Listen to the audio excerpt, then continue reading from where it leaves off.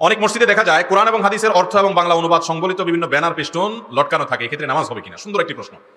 অনেক মসজিদে দেখা যায় যে মুসল্লিদেরকে উৎসাহ দেওয়ার জন্য, মুসল্লিদেরকে শেখাবার জন্য একটা হাদিসের অনুবাদ লিখে, একটা আয়াতের অনুবাদ লিখে ফেস্টুনের মতো করে এটা টাঙিয়ে দেওয়া আছে। আবার অনেক মসজিদে সকাল সন্ধ্যার দোয়া, জিকির ইত্যাদি এগুলা টাঙানো আছে।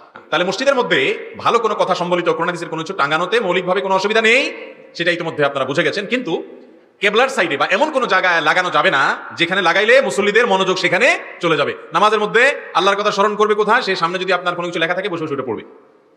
তো এই জন্য কেবলার সাইডে কোনো কিছু রাখবেন না, বা মুসল্লিদের নজরে পড়ে এরকম জায়গা রাখবেন না। কথার কথা পূব পাশের দেয়ালে রাখবেন, যে নামাজ পড়ে যখন বের হবে তখন মুসল্লিদের নজরে পড়বে। অথবা উত্তর দক্ষিণ সাইডে এমন জায়গায় রাখবেন যে সালাম ফেরানোর পরে নজর পড়বে, নামাজের মধ্যে মনোযোগ পড়বে না। এরকম ভাবে কোরআন হাদিসের আয়াত লিখে আপনি টাঙিয়ে রাখতে পারেন। বিশেষ করে 5 ওয়াক্ত নামাজের পর নবী করিম সাল্লাল্লাহু আলাইহি ওয়াসাল্লাম অনেকগুলো দোয়া এবং জিকির করতেন। আমাদের সমাজের 5% মানুষ এগুলো জানে না।